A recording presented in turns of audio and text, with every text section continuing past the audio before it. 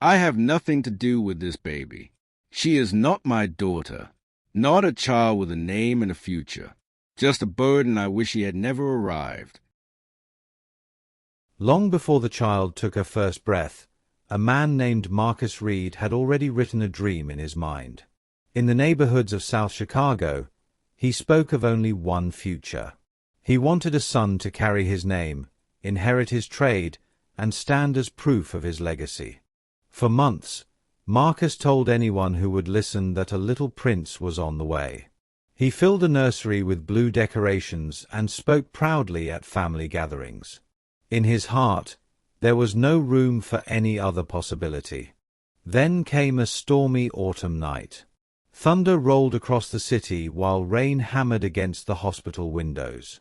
Nurses rushed through bright corridors as Evelyn Reed fought through hours of labor.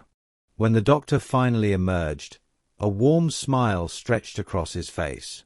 He announced that a healthy baby girl had entered the world. The joy in the room vanished the moment Marcus heard those words.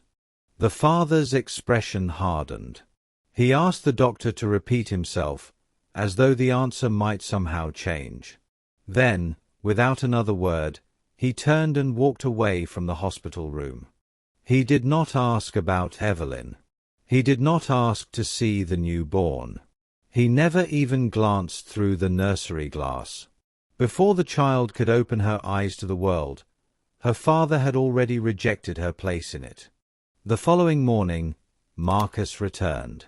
Evelyn believed he had come to embrace his daughter at last. Instead, he stood beside the hospital bed with cold disappointment in his eyes. He accused Evelyn of humiliating him. When she reminded him that no mother chooses whether a child is born a boy or a girl, his heart remained unmoved. Then he spoke words that would echo through the years like a curse. He declared that he wanted nothing to do with the baby. Not his daughter. Not a child with a name and a future. Just a burden he wished had never arrived. Within days, Marcus forced Evelyn from their home. Neighbors watched silently as she carried a small bag in one hand and her infant daughter in the other. The front door slammed shut behind them, and the sound seemed to seal their fate. The little girl, now called Naomi Carter, grew up without knowing a father's embrace. For nearly 2 decades, Marcus pretended she did not exist. He ignored her birthdays, avoided her name, and erased her from every conversation. Meanwhile, Evelyn worked herself beyond exhaustion. She stocked shelves before sunrise, cleaned offices after dark, and sacrificed every comfort so her daughter could survive. Many nights ended with empty cupboards and unpaid bills. There were evenings when darkness filled their apartment because the electricity had been disconnected. Sirens echoed through distant streets while mother and daughter sat together beneath a single blanket. Yet Evelyn never allowed bitterness to take root. Whenever Naomi asked painful questions, her mother offered the same answer. A person's worth, she said, could never be measured by those who chose rejection. The words sounded simple, but they carried the strength of a lifetime. As the years passed, Naomi struggled to understand. Every Father's Day left a wound. School projects about fathers became reminders of an absence she could not explain. The questions followed her like shadows. Why had she never been enough? Why had being born a girl seemed like a crime? Why had one man's pride outweighed a daughter's need for love? By 14, anger had settled deep inside her heart. Every achievement felt incomplete. Every award carried a secret hope that somewhere, somehow, her father might finally notice. But Marcus never appeared. Not when she earned honors in school. Not when she won scholarships. Not when she stood at milestones most parents would celebrate. Then life delivered a turning point. One afternoon, Evelyn collapsed while working a double shift. Years of sacrifice and exhaustion had finally demanded their price. As Naomi sat beside the hospital bed, she saw the full weight of her mother's struggles. Every missed meal, every sleepless night, and every silent sacrifice became impossible to ignore.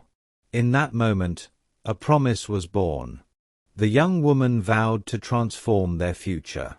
While others spent weekends chasing entertainment, she devoted her time to studying business, technology, and leadership. Many people laughed at her ambitions. Neighbors claimed girls from their side of town rarely escaped poverty. Others insisted her dreams were too large. Naomi remembered every insult and used each one as fuel. Years later, a prestigious scholarship carried her to a university hundreds of miles away. Evelyn wept with pride as she watched her daughter leave. Every hardship suddenly seemed worthwhile. College tested Naomi's strength. She balanced multiple jobs while carrying a demanding academic schedule. Some nights offered only a few hours of sleep, but surrender never became an option. After graduation, she launched a small online company. At first, success arrived slowly. Then one product became many, and many became hundreds as customers poured in from across the nation.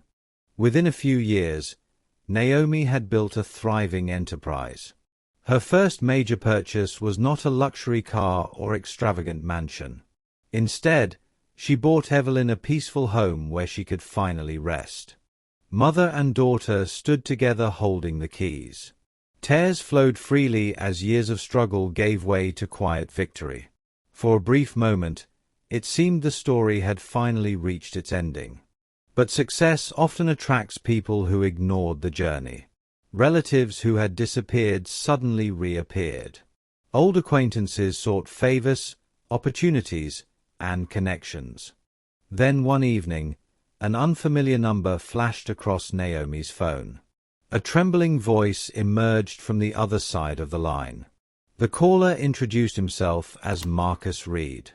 For nearly 3 decades, Naomi had imagined that moment. Yet nothing prepared her for what came next. The father who had abandoned her offered no apology and no greeting. Instead, he admitted that he needed her help.